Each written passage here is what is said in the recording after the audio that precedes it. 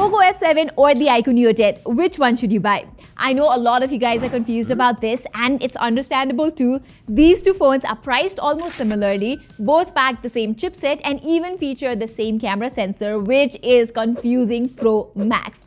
But don't worry, I have been doing all the testing on these phones, so without wasting much time, let's get right to it. Okay, starting with the designs, honestly, if I were just judging by the looks, I would give the edge to the Poco F7. Especially this limited edition silver transparent variant that I have. It just looks more premium and eye-catching.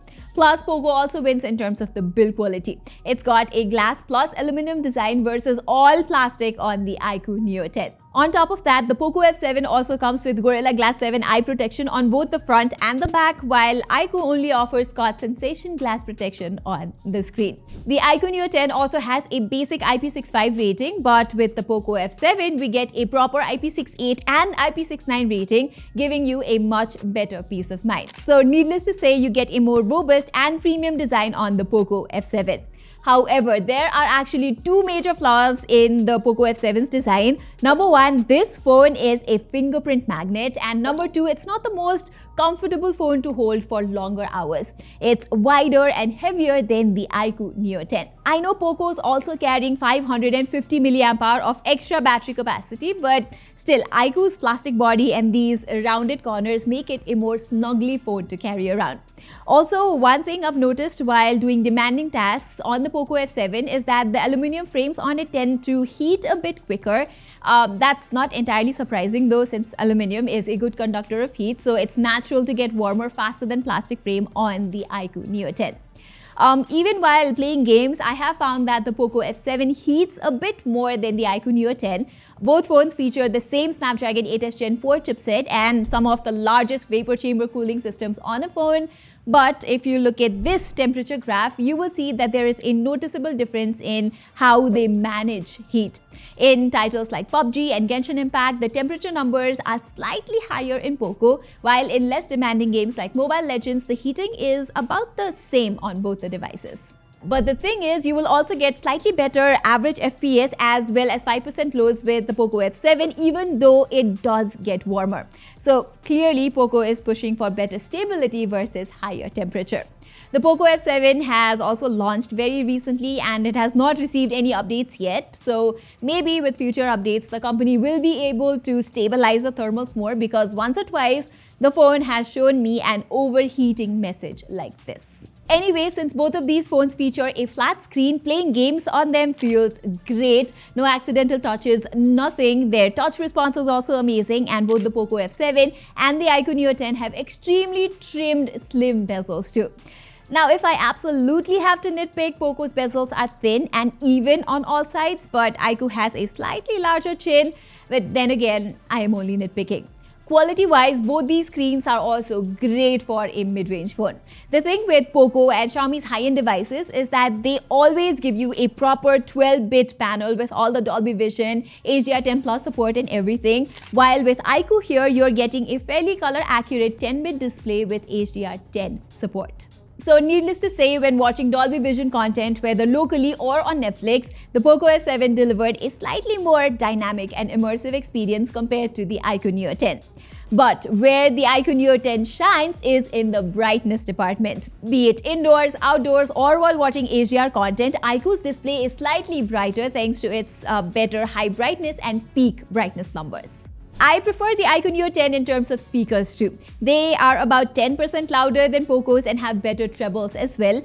In comparison, the Poco F7 speakers are not bad. They are balanced enough for a good listening experience, but iQOO just sounds fuller and louder.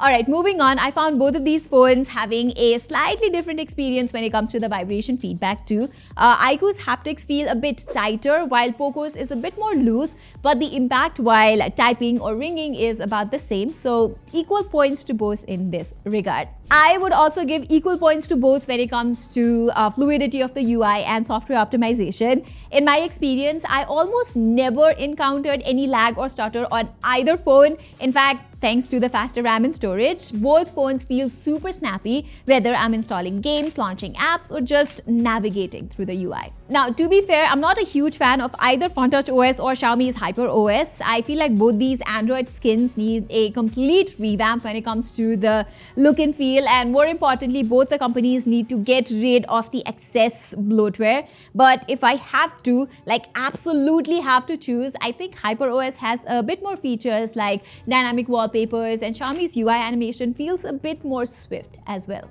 Not to forget, you're also getting an extra year of OS updates on the Poco F7 than on the iQOO Neo 10. So arguably, Poco offers a little extra in terms of the software experience. The Poco F7 also has a larger battery and hence provides slightly better endurance than the iQOO Neo 10. In my usage, I got like an hour of backup more from Poco, I would say. Although with an equally impressive 7000 mAh battery, iQOO is not far behind either. Charging is definitely faster on iQOO Neo 10. You get a 120 watt charging support on it, which takes around 50 minutes to get the phone fully charged, while with the 90 watt charging support, the Poco F7 takes about 10 to 15 minutes more. Okay, so which of these phones have better cameras then? Here, as I mentioned earlier, both of these phones feature the same primary sensor, the 50 megapixel Sony IMX880 II, along with an 8 megapixel ultra-wide lens. On the front though, you're getting a 32 megapixel sensor on iQOO versus 20 megapixel on Poco. And comparing the primary cameras side by side, iQOO definitely produces a more vibrant output, while Poco, like always, is heavier on contrast. Likewise, iQOO's images are a bit on the cooler side versus Poco, which produces more warmth in the images like 90% of the time. Honestly, I think color reproduction and color tone are subject to personal choice, but for me, 70% of the time, I'm leaning towards the more vibrant output from iQOO. Although in certain conditions, the color pop from iQOO is just too much. Plus, if you zoom in, the details are clearer on iQOO in almost all of the instances, whether during daytime or nighttime. One thing I noticed is that a lot of times Poco's warmer colors look a bit pleasing during the night, and the color shift between the normal and the ultra-wide images is also a little less on Poco than on iQOO. I like the portraits from iQOO though. They are definitely more smoothened and beautified, but the skin tone for me looks more pleasing from it than from Poco. Poco tends to boost certain colors, like in this image, I was wearing a nude lipstick, which iQOO has represented correctly, but Poco has made it dark pink. Also, Poco tends to be a little inconsistent in terms of the skin tone. Sometimes it over-sharpens and sometimes the shadow processing is not very good. I even shared some comparison photos on social media from both these devices, and looks like a lot of you guys agree with me. The ultra-wide images are average on both phones though, at least in terms of the details. But then again, iQOO somehow manages to maintain better dynamic range and brightness in photos. The selfies, however, are clearly better from Poco. Unlike the portraits, the Poco F7 tends to manage shadows, contrast, and skin tone better than iQOO. But the one thing is, iQOO lets you shoot decent 4K 30fps selfie videos, which the Poco F7 does not allow. Poco has a 1080p 60fps cap on selfie videos, so even though Poco's videos are not bad, iQOO beats it with a higher resolution.